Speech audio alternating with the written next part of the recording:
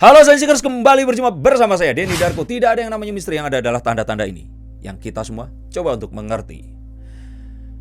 Instagram account All England, yaitu @AllEnglandOfficial, hari ini beberapa jam yang lalu down, hilang, vanish, gone.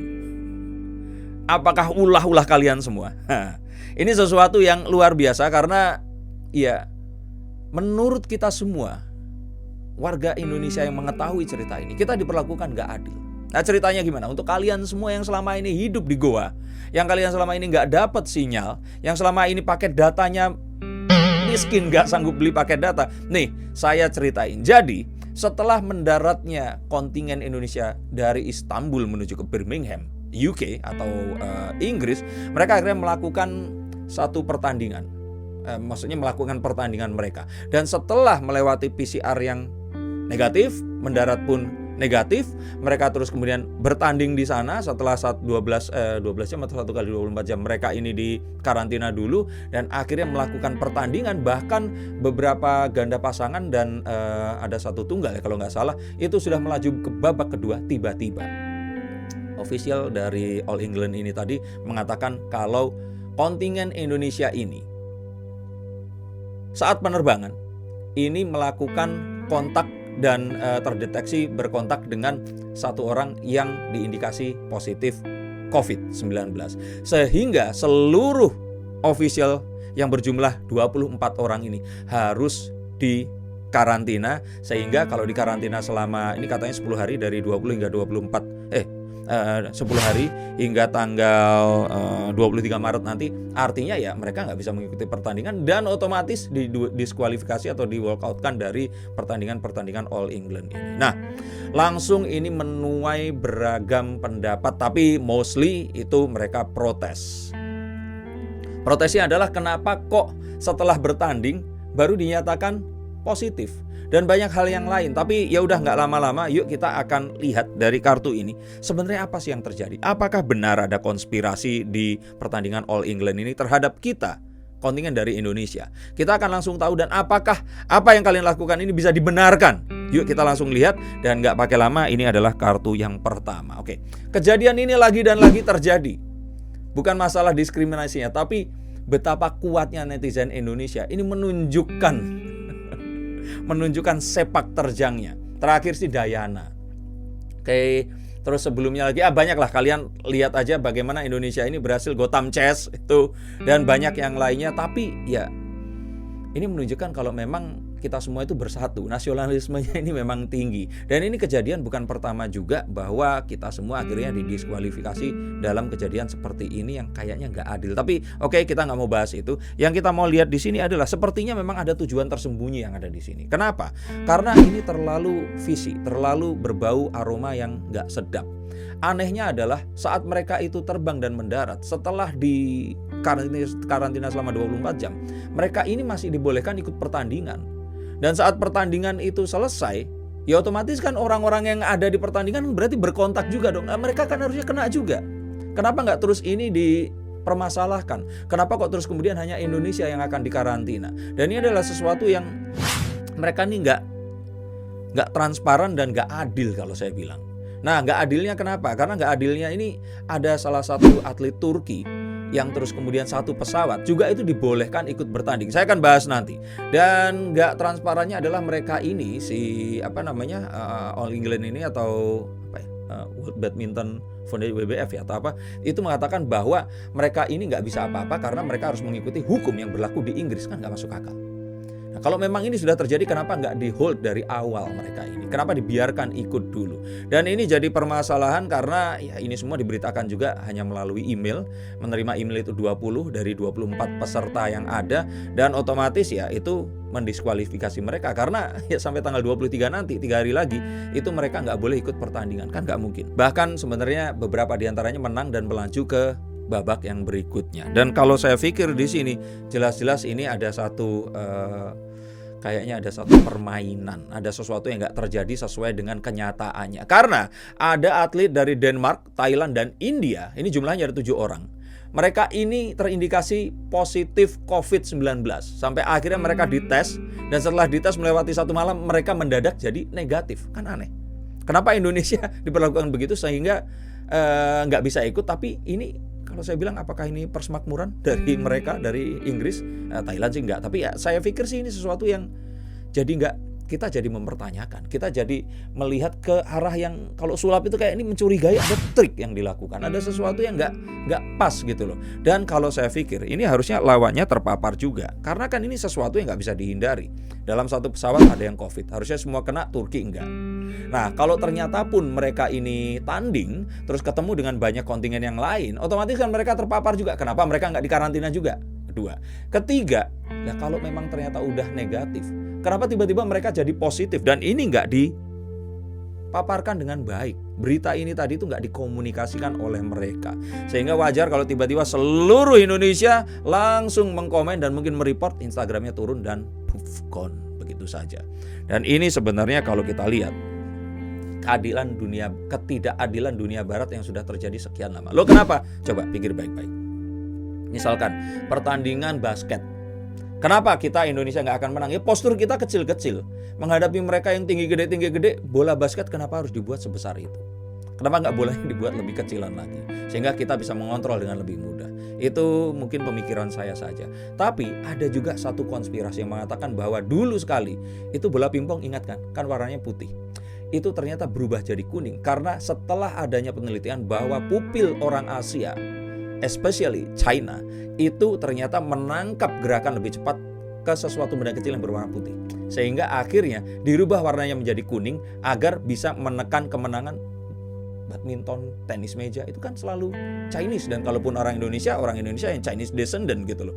Yang kalau saya pikir ini jadi aneh gitu. Kenapa kok akhirnya hegemoni bule Kaukasian ini harus diterapkan ke beberapa hal, bahkan selain ekonomi sekalipun. Kita bilang ini adalah pesta olahraga, tetapi hal seperti ini tidak ditunjukkan secara transparan dan ketidakadilan masih terus dilakukan. Sehingga kalau saya pikir di sini kembali lagi ketidakadilan ini harus kita perangi, dan kasus lainnya ini juga kita harus tahu bahwa sebenarnya kalau berhubungan dengan COVID yang saya lihat di sini, ini ada nih satu kasus yang sebelumnya, yaitu turnamen yang terjadi di dunia sepak bola ketika West Ham United menjamu Hull City dalam lanjutan Carabao Cup pada September 2020 lalu. Ketika itu pelatih David Moyes dan 2 pemain lainnya yaitu Isaac Diop dan Josh Cullen dinyatakan positif virus corona. Uniknya mereka bertiga dinyatakan positif hanya 70 menit menjelang kick off dan pertandingan melawan Hull City ini. Namun menurut Guardian, pertandingan tetap berlanjut dan West Ham tidak didiskualifikasi meski jelas-jelas ada yang positif corona anggota kesebelasannya.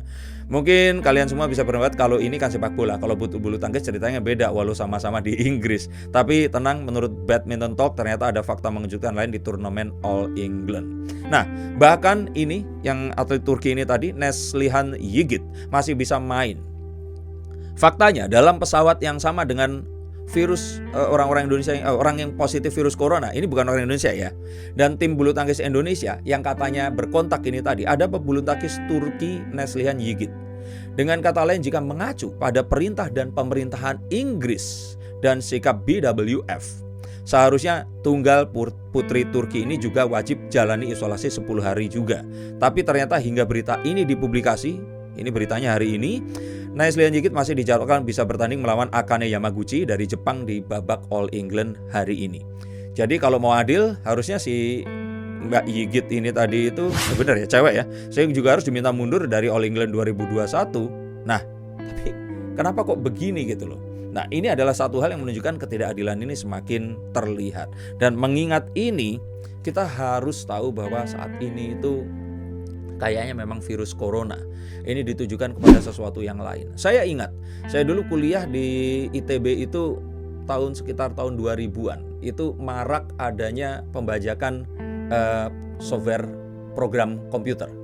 Nah, dan di Jalan Ganesha itu saya ingat jalan kaki menuju kos dan banyak penjual cakram atau CD waktu itu. Dan mereka itu menjual dengan harga yang murah. Jadi satu program yang mungkin harganya ratusan ribu saat itu dengan satu official certified di dalamnya, itu yang harganya sampai ratus ribu dan jutaan, itu bisa dibeli hanya dengan puluhan ribu dan satu CD itu isinya ada puluhan program. Bahkan di Jogja, saya ingat sekali saya datang ke sana circa itu sekitar tahun 2001 2002, itu sampai ada penyewaan. Jadi orang itu nggak harus beli, mereka nyewa, mereka install, terus kemudian mereka kembalikan.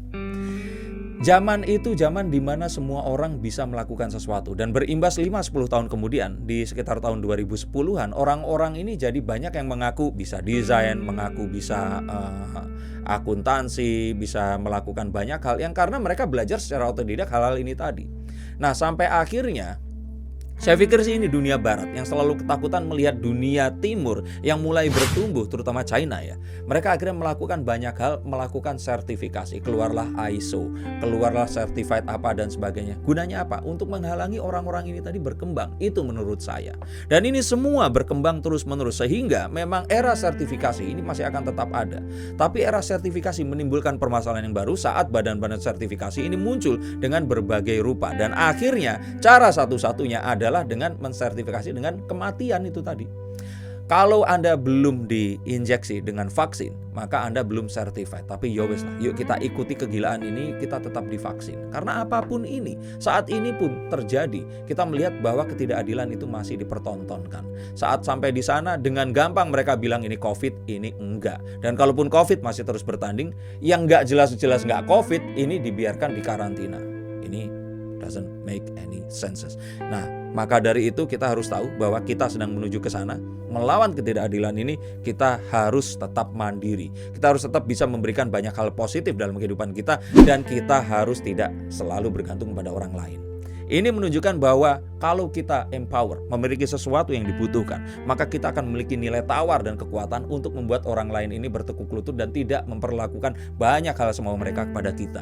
Ini yang saya sarankan untuk kalian semua, terutama yang masih muda, yang masih berkarir. Lakukan banyak hal senyampang kalian muda. Lakukan banyak hal yang membuat kalian berdaya, sehingga orang-orang tidak akan meremehkan kalian dan mengatur-ngatur dengan cara yang tidak masuk akal seperti ini.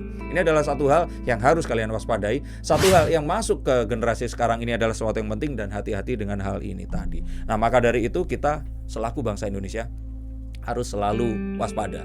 Bahkan Presiden Joko Widodo juga mengamanahkan untuk tetap diawasi, dan kita harus protes tentang ini semua. Maka dari itu kita harap semua yang terbaik, dan kalaupun ini tidak berhasil, ada yang bilang sudah menyebut Instagram, yuk kita rame-rame menyebut Twitternya si All England ini tadi. Tapi saya nggak bisa bilang itu satu ajakan yang positif juga, tapi sesuatu yang positif yang bisa kita lakukan adalah kita bersatu sebagai sebuah bangsa. Kita semakin besar, kita sadari bahwa perbedaan dan keragaman ini adalah nilai tawar dan kelebihan kita, dan kita bisa menjadi bangsa yang lebih baik daripada sebelumnya. Terima kasih sudah menonton tayangan ini. Silahkan untuk menanyakan kepada saya jika permasalahannya nggak cuma masalah percintaan, masalah politik di kantor, pekerjaan, dan juga bisnis, boleh telepon langsung ke nomor di bawah ini. Sampai jumpa di telepon nantinya, dan kalau kalian memang menginginkan saya membuat konten seperti ini, silahkan subscribe, like, dan nyalakan tombol loncengnya. Terima kasih, sampai jumpa dan salam.